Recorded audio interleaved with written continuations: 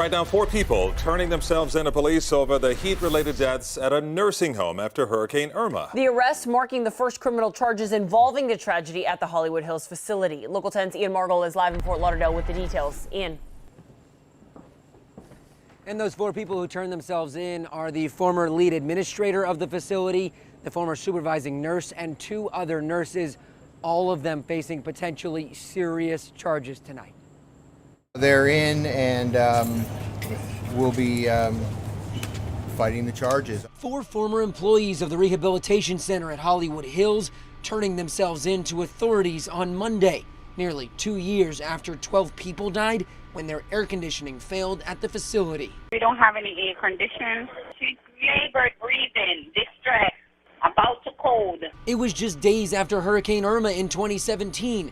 Elderly, frail patients had to be rushed across the street to Memorial Hospital when the muggy Florida weather, combined with the lack of AC, caused their body temperatures to top 100 degrees. Investigators blame employees, saying they should have called 911 much sooner than they did.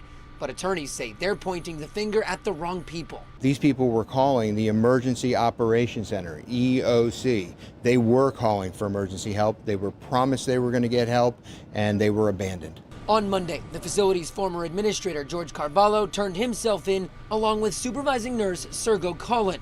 Both are facing 12 counts of aggravated manslaughter, 1 for each person who died. They were joined by 2 nurses, Althea Meggie, who faces 2 counts of aggravated manslaughter and 2 counts of fabricating or tampering with evidence, and Tamika Miller, who turned herself in to Miami-Dade and will have to be transferred to Broward County. And it is important to note that facility was forced closed after this tragedy. As for these 4 people, they will not be getting out on bond tonight. Because of that aggravated manslaughter charge, they will have to face a judge who will decide if they will get any sort of bond. They will likely face that judge tomorrow morning. Of course, we will keep you posted with any updates. Stay with us on air and online at local10.com. Live in Fort Lauderdale tonight, I'm Ian Margol, Local 10 News.